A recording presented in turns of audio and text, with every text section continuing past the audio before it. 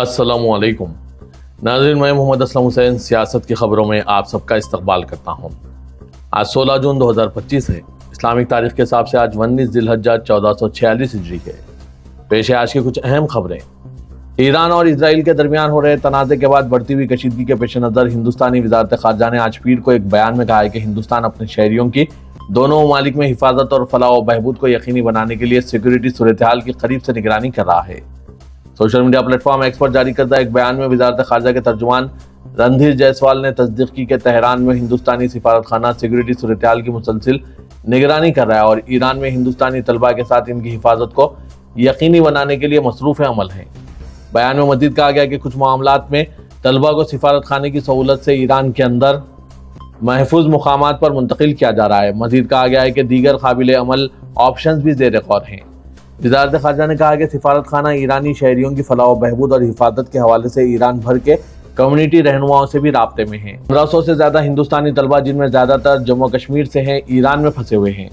والدین نے وزیراعظم نریندر مودی اور ایس جے شنکر سے اپیل کی ہے کہ وہ مداخلت کریں اور ہندوستانی طلبہ کی محفوظ واپسی کو آسان بنائیں۔ آج کے اس خبرنامے کو ایم ایس ایجوکیشن کی جانب سے اسپانسر کیا جا رہا ہے۔ At MS Creative School, we promote collaborative learning environment where we foster teamwork and innovation through project-based learning and design thinking. Our mentorship program empowers exceptional students while remedial support ensures everyone thrives. English proficiency programs like English Champs and English Heroes build confidence for all. وزیراعظم نریندر مودی نے لیماسول میں ان کا استقبال کرنے پر ہندوستانی تارکین وطن کا شکریہ ادا کیا، کیونکہ وہ اپنے 3 ملکی دورے کے ایک حصے کے طور پر قبرص پہنچے تھے۔ انہوں نے مزید کہا کہ ہندوستان آنے والے دقتوں میں بحر روم کے اس ملک کے ساتھ تعلقات کو مزید گہرا کرنے کے لیے کام کرتا رہے گا۔ وزیراعظم نریندر مودی کو ان کے ہوٹل پہنچنے پر تارکین وطن کی جانب سے گلدستوں کے ساتھ استقبال کرتے ہوئے دیکھا گیا اور وزیراعظم نے تارکین وطن کے ساتھ بات چیت بھی کی، مبارکباد کا تبادلہ کیا اور ان کی حمایت کا اعتراف کیا۔ یہ بحر روم کے اس ملک کا کسی ہندوستانی وزیراعظم کا پہلا دورہ ہے۔ ان کی آمد کو ہندوستانی اور قبرص دونوں سفارتی ذرائع نے ایک تاریخی لمحہ قرار دیا ہے۔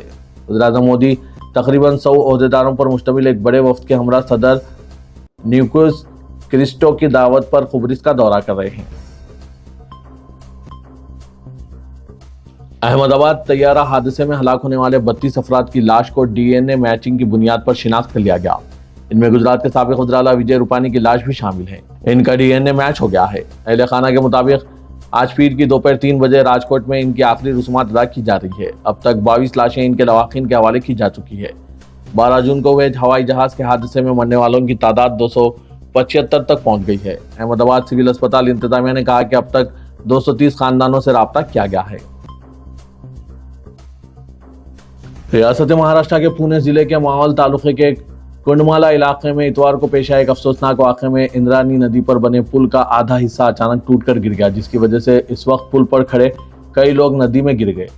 حادثے کے وقت وہاں کافی ہجوم تھا اور ابتدائی معلومات کے مطابق پل ٹوٹنے کی وجہ سے 20 سے 25 افراد لاپتہ ہیں اور خدشہ ہے کہ وہ دریا میں بہہ گئے ہیں۔ سرکاری طور پر اس واقعے میں 5 افراد کی ہلاکت کی تصدیق کی گئی ہے، جبکہ متعدد افراد کے بہہ جانے کا خدشہ ہے۔ ریسکیو ٹیم نے 5 سے 6 افراد کو بچا لیا ہے۔ بتایا جا رہا ہے کہ یہ حادثہ اتوار کی دوپہر 3:40 کے قریب پیش آیا۔ پل کا ایک حصہ ٹوٹنے پر کچھ لوگ نیچے پتھروں پر گرے اور انہیں شدید چوٹیں آئیں۔ سپریم کورٹ نے حال ہی میں سادہ کپڑوں میں پولیس اہلکاروں کی گولی سے مبینہ فرضی مقابلے میں شہری کی ہلاکت پر پنجاب پولیس افسران کو بری کرنے سے انکار کر دیا۔ عدالت نے ملزم پولیس افسران کی اس دلیل کو مسترد کر دیا کہ سیکشن 197 سی آر پی سی کے تحت ان پر مقدمہ چلانے کی منظوری ضروری ہے۔ اس کے بجائے عدالت نے کہا کہ ملزم افسران نے مقتول کو اپنے سرکاری ہتھیاروں کا استعمال کرتے ہوئے نشانہ بنایا، جبکہ وہ وردی میں نہیں تھے، جن کا امن عامہ کو برقرار رکھنے یا قانونی گرفتاری کے فرائض سے کوئی معقول تعلق نہیں تھا۔ جسٹس وکرم ناتھ اور سندیپ مہتا کی بینچ نے کہا کہ یہ استدعا بھی اتنی ہی ناقابل قبول ہے کہ سیکشن 197 سی آر پی سی کے تحت منظوری کی عدم دستیابی کی وجہ سے نوٹس کو روک دیا گیا تھا۔ درخواست گزاروں پر الزام ہے کہ انہوں نے سادہ کپڑوں میں ایک شہری گاڑی کو گھیرے میں لیا اور اس میں سوار پر گولی چلائی۔ اس طرح کا طرز عمل اپنی نوعیت کے مطابق امن عامہ کو برقرار رکھنے یا جائز گرفتاری کے فرائض سے کوئی معقول تعلق نہیں رکھتا۔ उत्तराखंड हाई कोर्ट ने पतंजलि आयुर्वेद लिमिटेड और इसके बानी रामदेव और आचार्य बालाकृष्णन के खिलाफ मुबैना तौर पर गुमराहकुन तिबी इश्तिहारात शाये करने के इल्जाम में फौजदारी मुकदमा खारिज कर दिया है। उत्तराखंड के सीनियर फूड सेफ्टी ऑफिसर ने 2024 में ड्रग्स एंड मैजिक रेमेडीज यानी काबिल एतराज इश्तिहार एक्ट 1954 के सेक्शन 4, 3 और 7 के तहत काबिल सजा जराइम के लिए एक शिकायत दर्ज कराई थी। शिकायत में 2022 में आयुष की वजारत से मौसूल हुए खतूत का हवाला दिया गया, जिसमें कहा गया था कि मधुग्रिड, मधुनाशनी, डोम टैबलेट और दीगर दवाओं को गुमराहकुन इश्तिहारात के जरिए फरोग दिया गया। हाईकोर्ट ने पतंजलि आयुर्वेद, रामदेव और बालाकृष्णा की तरफ से इंडियन सिविल सिक्योरिटी कोड की दफा 582 के तहत दायर दरख्वास्त को मंजूर कर लिया, जिसमें शिकायत पर चीफ जुडिशियल मजिस्ट्रेट हरिद्वार की तरफ से इन्हें जारी करदा समन को मनसूख करने का मुतालबा किया गया था। भारतीय जनता पार्टी हुक्मरानी वाली रियासत आसाम में लगता है कि सरकार ने मखसूस फिरके के लोगों के खिलाफ ईद उल अजहा के दिन से ही क्रैकडाउन शुरू कर रखा है। पहले यहाँ गैर कानूनी जानवरों की कुर्बानी पर खूब शोर गुल हुआ। इसके बाद रियासत के मुख्तलिफ अजला में मंदिरों के बाहर जानवरों की बाकायत मिलने का सिलसिला शुरू हुआ। फिर मखसूस फिरके के नौजवानों की गिरफ्तारियां शुरू हो गई। आसाम के जिला धबड़ी के बाद अब गोलपाड़ा में ईद उल अजहा के दौरान एक मंदिर के करीब गाय का गोश्त फेंकने के इल्जाम में मजीद 5 अफराद को गिरफ्तार कर लिया गया।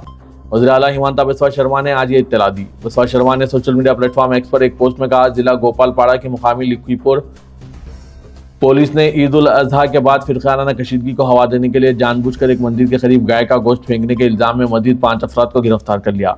उन्होंने कहा कि गिरफ्तार होने वाले तमाम अफराद लखीपुर थाने इलाके खोखली माड़ी के वार्ड नंबर 10 के रिहायशी है। वज़ीर आला ने कहा, मुकदमा दर्ज कर लिया गया और इस बात को यकीनी बनाने के लिए सख्त कार्रवाई की जा रही है कि ऐसे तमाम अनासिर से कानून के मुताबिक पूरी ताकत के साथ निपटा जाए।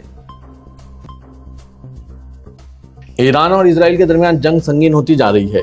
ईरान ने इजराइल के साहली शहर हैफा को निशाना बनाते हुए कई बैलिस्टिक मिसाइल दागे।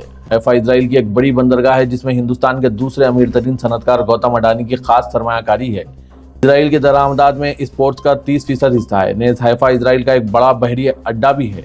यहाँ एक ऑयल रिफाइनरी और कई केमिकल फैक्ट्रियां भी है। इजराइल की सबसे बड़ी ऑयल रिफाइनरी हैफा खलीज के इलाके में है। ईरान ने इजराइल की ऑयल रिफाइनरियों और हैफा में बहरी अड्डे पर हमला किया। तमाम खबरों में बताया जा रहा है कि अडानी ग्रुप की हैफा पोर्ट्स को कोई नुकसान नहीं पहुंचा और ऑपरेशन मामूल के मुताबिक जारी है। ख्याल रहे कि अडानी ग्रुप ने इजराइल में बहुत ज्यादा सरमायाकारी की है। राजस्थान के जिला बालोतरा के रिहायशी 19 साला श्रवण कुमार ने अपनी मेहनत, अज़्म और हौसले से मुल्क के लाखों नौजवानों के लिए एक मिसाल कायम कर दी है। एक इंतहाई गरीब घराने से ताल्लुक रखने वाले श्रवण ने नीट यूजी 2025 इम्तिहान कामयाबी से पास करके ये साबित कर दिया कि अगर इंसान के अंदर सच्चा जज्बा और मेहनत करने की लगन हो तो गुर्बत और मुश्किलात इसके रास्ते में रुकावट नहीं बन सकती।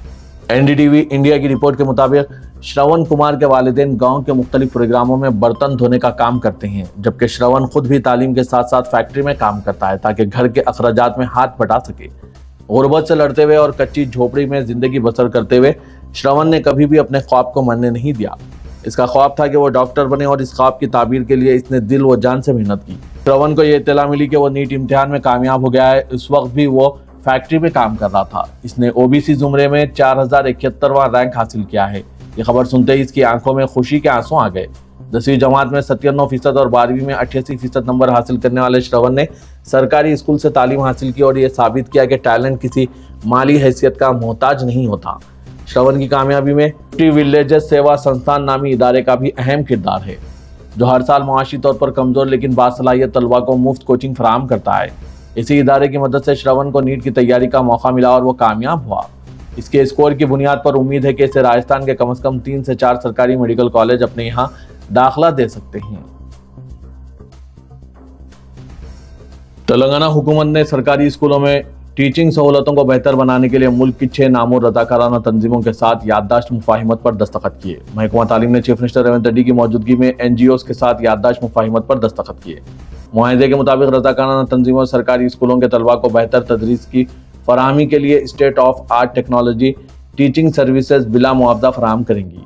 टीचिंग की असली सहूलतों के हुसूल के लिए कौमी और बैनुल अक़वामी सतह पर सरगर्म जिन NGOs से मुआहदा किया गया, इनमें नंदन नीलिकानी की ज़ेर क़यादत एक step foundation, doctor Sunita Krishnan का परजोवाला फाउंडेशन, अलक पांडे का फाउंडेशन, फिजिक्स वाला फाउंडेशन, खान एकेडमी, शोएब डार की ज़ेर क़यादत पाइजाम फाउंडेशन और सफीना हुसैन का एजुकेट गर्ल्स NGO शामिल हैं। इन इदारों ने असली टेक्नोलॉजी के जरिए सरकारी स्कूलों में तालीमी मियार को बेहतर बनाने का पेशकश किया है। हुकूमत की फलाही स्कीमात से मुतासिर होकर सरकारी स्कूलों के मियार को बुलंद करने NGOs ने खिदमात की पेशकश की है।